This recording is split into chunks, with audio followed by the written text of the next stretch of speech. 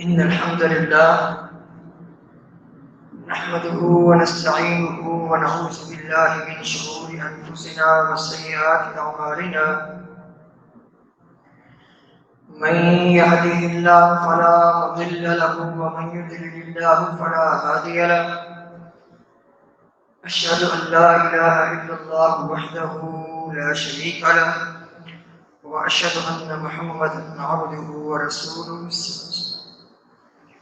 أما بعد فإن خير الحديث كتاب الله وخير الهدي هدي محمد صلى الله عليه وسلم وشر الأمور محدثاتها وكل محدثة بدعة وكل بدعة ضلالة وكل ضلالة في النار.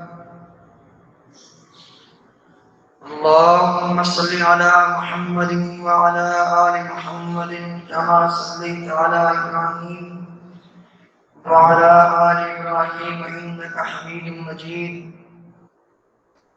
اللهم بارك على محمد وعلى آل محمد كما باركت على إبراهيم وعلى آل إبراهيم إنك حميد مجيد. أعوذ بالله من الشيطان الرجيم. بسم الله الرحمن الرحيم. يا أيها الناس اتقوا ربكم الذي خلقكم من نفس واحدة وخلق منها زوجها وبث منهما رجالا كثيرا ونساء واتقوا الله الذي تساءلون به والأرحام إن الله كان عليكم رقيبا. يا أيها الذين آمنوا اتقوا الله حق تقاته ولا تموتن إلا وأنتم مسلمون. يا أيها الذين آمنوا اتقوا الله وقولوا قولا سديدا يصلح لكم أعمالكم ويغفر لكم ذنوبكم ومن يطع الله ورسوله فقد فاز فوزا عظيما. قال الله تبارك وتعالى: إنما المؤمنون إخوة فأصلحوا بين أخويكم واتقوا الله لعلكم ترحمون. رب اشرح لي صدري ويسر لي أمري واحلل عقدة من لساني يفقهوا قولي. رب أعوذ بك من همزات الشياطين وأعوذ بك رب أن يحضرون. سبحانك لا علم لنا إلا ما علمتنا إنك أنت العليم الحكيم.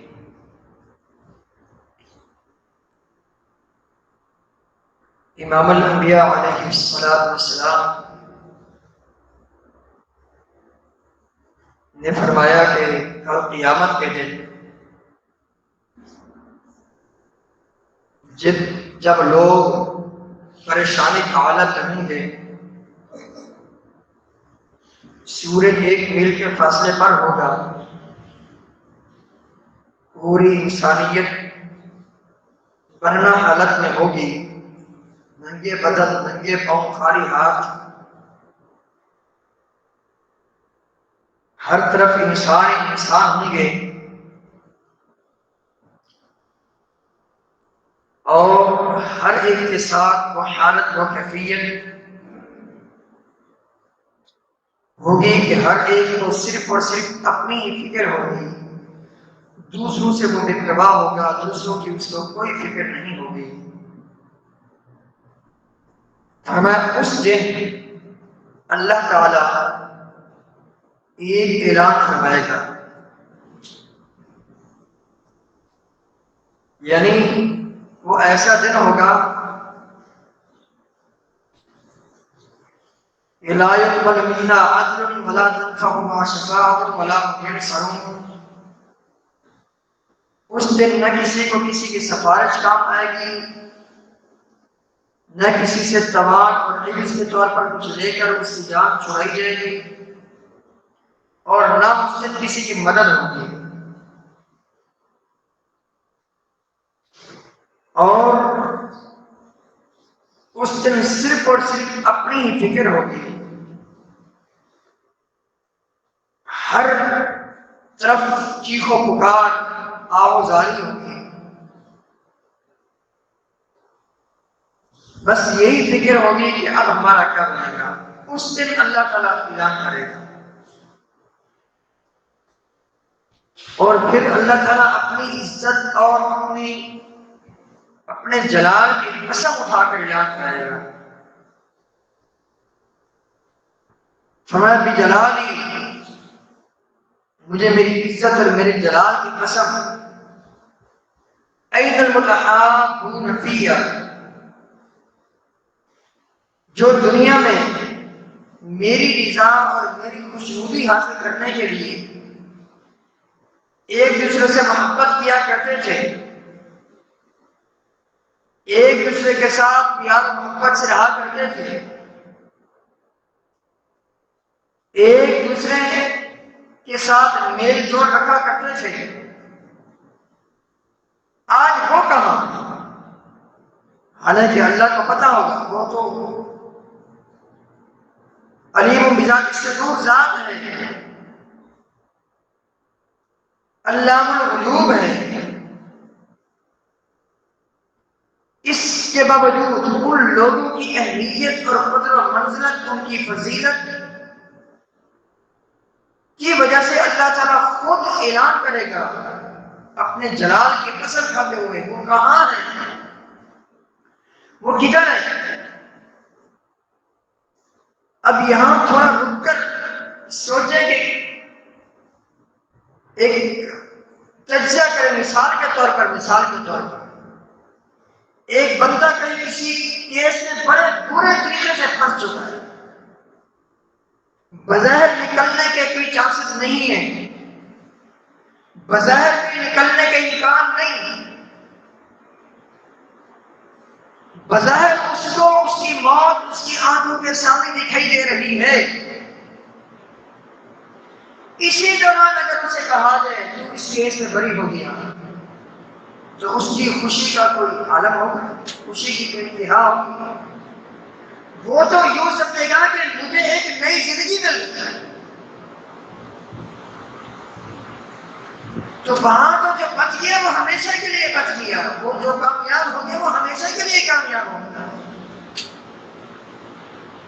اس سے آپ اندازہ لگائیں کہ کیا اس وقت ان لوگوں کی خوشی کا عالم ہوگا جن کو اللہ تعالیٰ مخاطب کر کے فرمائے گا وہ کدھر ہے، وہ کہاں ہے، جو میری رضا کے لیے ایک دوسرے کو معاف کر دیا کرتے تھے، ایک دوسرے کے ساتھ میل جول رکھا کرتے تھے، ایک دوسرے سے پیار کی باتیں کیا کرتے تھے، محبتیں بانٹا کرتے تھے، وہ کہاں ہے. اللہ کس لیے؟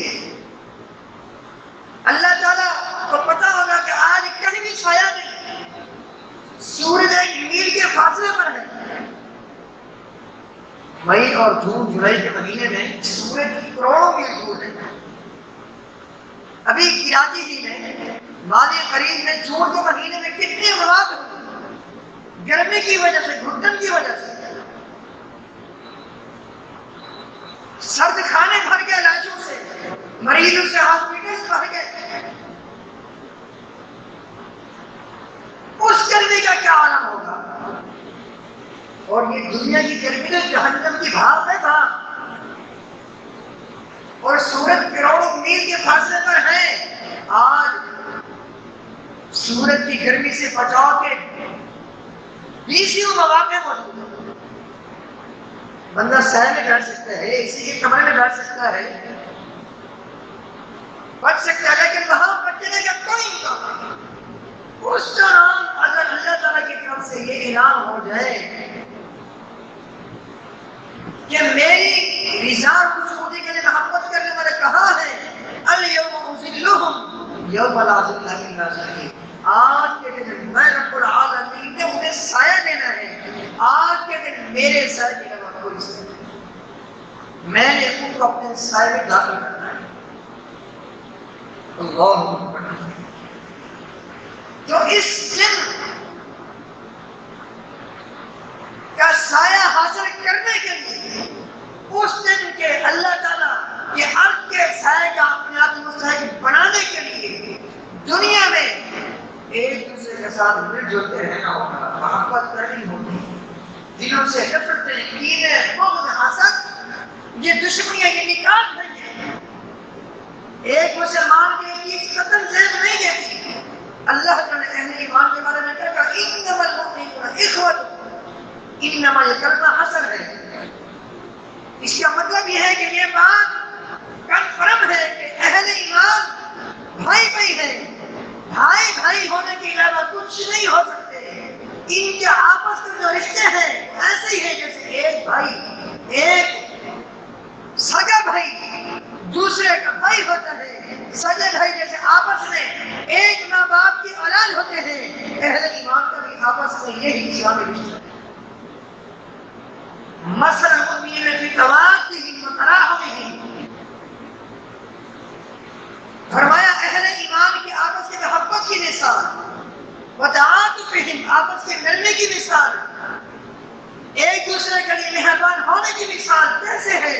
کمثل الجسد الواحد، ایک جسم کی مانند سے بخاری سے مسلم کی حدیث۔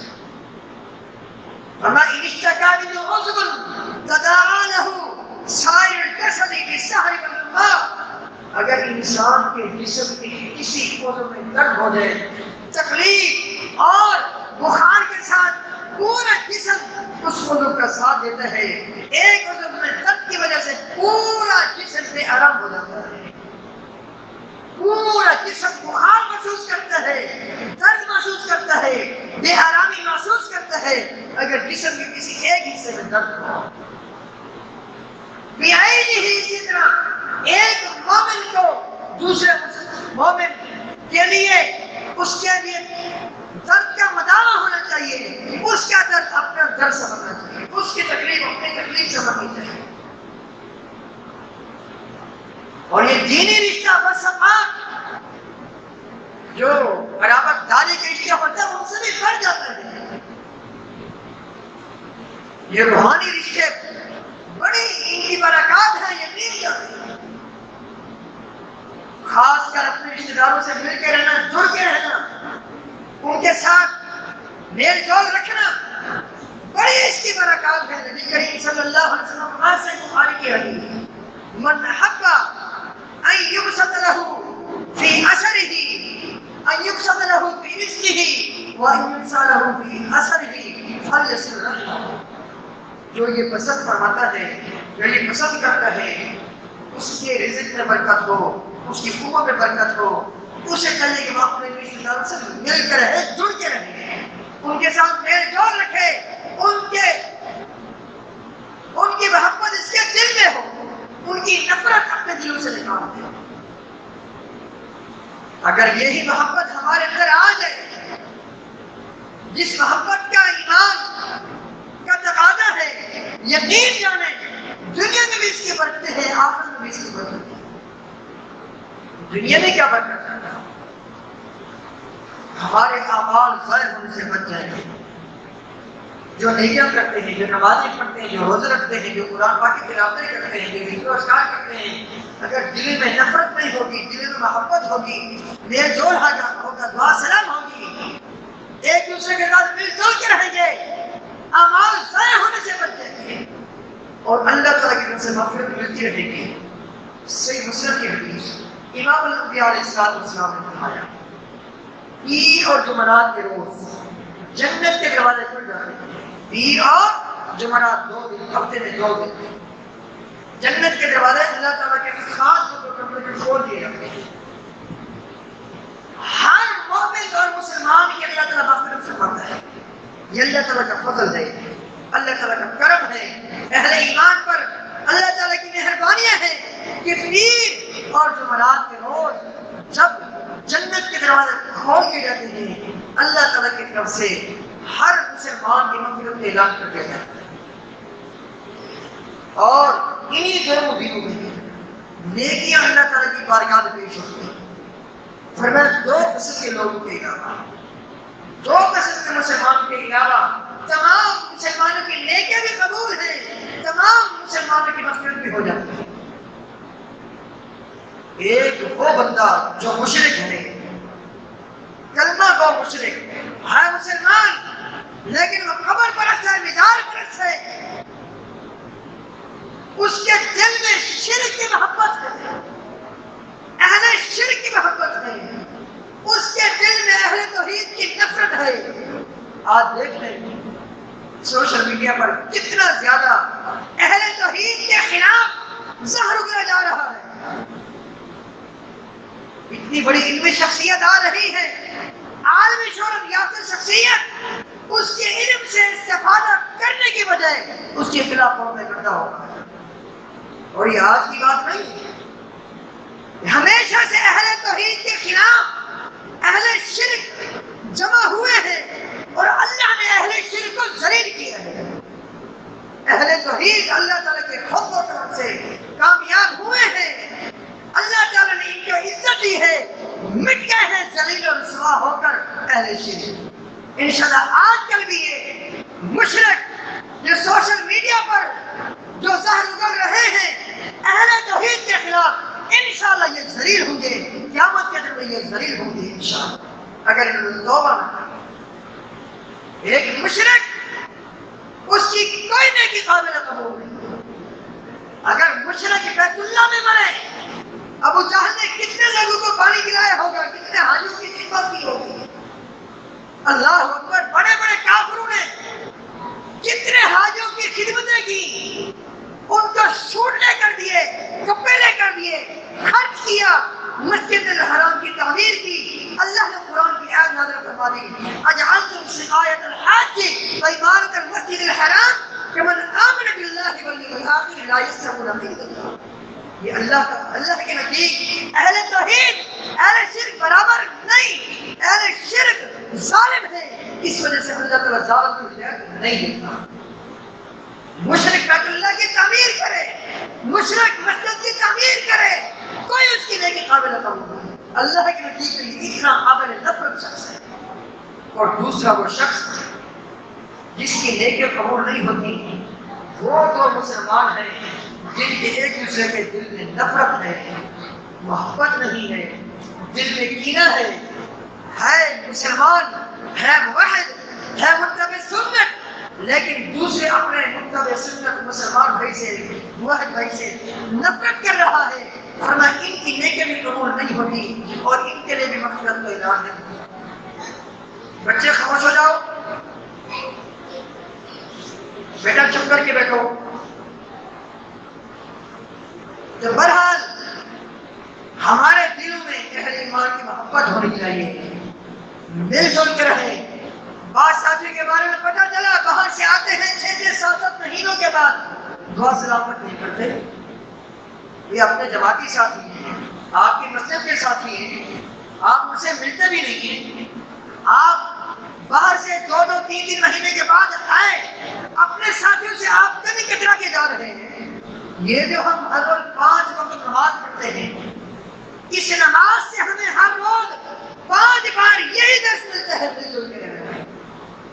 نبی کریم صلی اللہ علیہ وسلم کی صحیح بخاری سے مسلم کی حدیث، جو بندہ نماز پر جماعت ادا کرتا ہے اس کو ایک نماز کے بدلے کم از کم 25 نمازوں کا اجر ملتا ہے۔ کیوں؟ اس لیے کہ یہ مل کے کھڑا ہوا ہے، جماعت کے ساتھ نماز پڑھ رہا ہے۔ تبھی تو کہا نبی کریم صلی اللہ علیہ وسلم نے صحیح مسلم کی حدیث، الا تصفون کما تصف الملائکۃ عند ربها، تم ایسے صفیں کیوں نہیں بناتے جیسے فرشتے اپنے رب کے ہاں صفیں بناتے ہیں؟ اور یہ کیسے صفیں بناتے ہیں؟ آپ نے فرمایا یتمون الصف الاول، پہلی صف کمپلیٹ کرتے ہیں، مکمل کرتے ہیں، ویتراصون، اور مل کے کھڑے ہوتے ہیں، چونہ تک دیوار کی طرف مل کے کھڑے ہوتے ہیں۔ یا ایک اور بات بتاتا چلتا ہوں، بعض لوگ یہاں کسی حدیث میں یہودیت کا مظاہرہ کرتے ہیں، اس سے آگے حدیث ہے جو غلط ترجمہ کیا جاتا ہے، غلط مفہوم لیا جاتا ہے۔ آپ اسکنوا فی الصلاۃ، نماز میں سکون اختیار کرو، اس سکون سے مراد عدم رفع الیدین لیا جاتا ہے، حالانکہ حدیث کا پہلا جملہ یہ ہے کہ یتراصون، مل کے کھڑے ہوتے ہیں۔ جو اسی حدیث سے رفع الیدین نہ کرنے پر استدلال کرتے ہیں، ان کی صفوں میں ایک ہی فرش کا فاصلہ ہوتا ہے۔ حدیث کا پہلا حصہ زمانت کا مستم، حدیث حالانکہ مفہوم غلط مراد لیا گیا، اگلی حدیث نے وضاحت کر دی کہ سلام کے ٹائم صحابہ کرام سلام کے ٹائم اپنے ہاتھوں کو اٹھاتے تھے، ہاتھوں کا اشارہ کرتے تھے، اس سے آپ نے منع کیا، نہ کہ رفع الیدین سے منع کیا۔ حدیث کا مفہوم بھی غلط لیا جاتا ہے، حالانکہ اگلی حدیث میں وضاحت آ چکی، تب بھی نہیں مانتے، لیکن کہنے کا مطلب یہ حدیث کا پہلے حصہ تو ماننا ایک ہی حدیث ہے، پہلے حصے کو چھوڑ دیا، اللہ کے نبی صلی اللہ علیہ وسلم فرما رہے ہیں مل کے کھڑا ہو، اسی حدیث کا جو بعد والا حصہ ہے اس کو اپنے منمانا ترجمہ کر کے اس کو لے لیا، پہلے حصے کو چھوڑ دیا۔ کتنی افسوس کی بات ہے، کتنی تکلیف کی بات ہے، حالانکہ حدیث کا پہلا حصہ یہی ہے کہ تم ایسے صفحے کیوں نہیں بناتے جیسے فرشتے اپنے رب کے ہاں صفحے بناتے ہیں، وہ مل کے کھڑے ہوتے ہیں اور پہلے سب مکمل کرتے ہیں۔ یہ مل کے کھڑا ہونے میں کیا حکمت ہے؟ یہ حکمت ہے تاکہ ہمارا دل مل جائے۔ تبھی تو آپ نے فرمایا لا تختلفوا فتختلف قلوبکم، صفوں میں مل کے کھڑے ہیں، اگر نہیں ہو گے الگ الگ جدا جدا کھڑے ہو گے، تمہارے دل نہیں ملیں گے، جبکہ صفوں کے ملانے کا مقصد یہ ہے تاکہ تمہارے دل مل جائے۔ جب دل مل جائے گے آپس میں محبتیں آ جائیں گی، پیار محبت دل میں بیٹھ جائے گی۔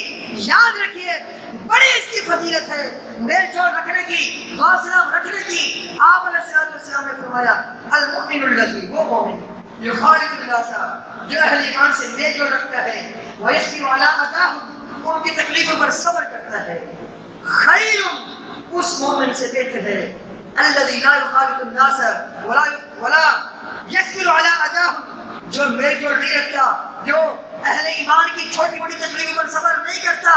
یہ مومن جو صبر بھی کرتا ہے، ان سے میل جول رکھتا ہے، یہ اس مومن سے بہتر ہے۔ اسی طرح صحیح مسلم کی حدیث، امام نبی علیہ السلام نے اس شخص کے بارے میں بڑی خوشخبری سنائی جس بندے نے اللہ کی رضا کے لیے اس سے محبت کر رکھی تھی۔ ایک دن کا واقعہ ہے، یہ بندہ جا رہا ہے، دوسرے علاقے میں جا رہا ہے، اللہ نے راستے کو فرشتوں کو بٹھا دیا۔ فرشتہ پوچھتا ہے کہاں جا رہے ہو؟ کیا اس علاقے میں، اس گوڑ ہے، اس بستی میں جا رہا ہوں؟ کیوں جا رہے ہو؟ کس لیے جا رہا ہوں؟ کس لیے جا رہے ہو؟ اس سے اللہ کی رضا کے لیے محبت کرتا ہوں، اللہ کی محبت کی بنا پر اس کے بعد جا رہا ہوں۔ اس نے کہا میں اللہ کا نمائندہ ہوں، اللہ کا فرشتہ ہوں، تمہاری طرف یہ پیغام لے کر آیا ہوں، جس اللہ کی رضا کے لیے اس سے ملنے جا رہے ہو، جس اللہ کی رضا کے لیے اس سے محبت کرتے ہو، اللہ تم سے محبت کرتا ہے۔ کیا ہم نہیں چاہتے ہمارے رب ہم سے محبت کریں؟ بالکل چاہتے ہیں، لیکن آئیے اپنے دلوں سے کینہ، بغض، حسد، اس طرح کی بیماریاں نکالیں، ان کی جگہ محبت کو پیدا کریں، اپنے دل میں ایک دوسرے کے حق میں پیار کو پیدا کریں۔ آخری بات کر کے بعد ختم کرتا ہوں۔ امام نبی علیہ السلام نے فرمایا کل قیامت کے دن ہوگا، کچھ مومنوں کو اللہ تعالیٰ اتنا نوازے گا، اتنا ان پر نوازش فرمائے گا کہ انبیاء علیہ السلام پر رشک کریں گے۔ شہید لوگ جو اللہ کی رضا کے لیے اپنی جانوں کا نذرانہ پیش کر چکے ہوں گے، وہ ہم پر رشک کریں گے کہ ان کو اتنا نواز دیا گیا۔ فرمایا یہ وہ لوگ ہیں جو دنیا میں ایک دوسرے کی یہ دل میں جن کی محبتیں تھیں، ایک دوسرے سے محبت کیا کرتے تھے اللہ تعالیٰ کی رضا حاصل کرنے کے لیے، اللہ تعالیٰ کی خوشنودی حاصل کرنے کے لیے، جن کے دل میں محبت تھی، کل قیامت کے دن اللہ نے ان کو اتنا نوازنا ہے، اتنا نوازنا ہے کہ انبیاء علیہ السلام رشک کریں گے۔ ان ساری باتوں کا تقاضا یہ ہے کہ ہمارے دلوں میں ایک دوسرے کے حق میں محبت ہونی چاہیے، پیار ہونا چاہیے، دلوں سے نفرت کو نکالیں، بغض، حسد، کینہ، نفرت کو نکالیں، اس کی جگہ اپنے دلوں میں محبت کو جگہ دیں۔ اللہ تعالیٰ توفیق عطا فرمائے، اللہ تعالیٰ ہمارے دلوں میں ایک دوسرے کا احساس پیدا فرما دے، ایک دوسرے کا درد پیدا فرما دے، ایک دوسرے کا پیار اور محبت اللہ تعالیٰ ہمارے دلوں میں پیدا فرما دے۔ استغفر اللہ لی ولکم ولسائر المسلمین۔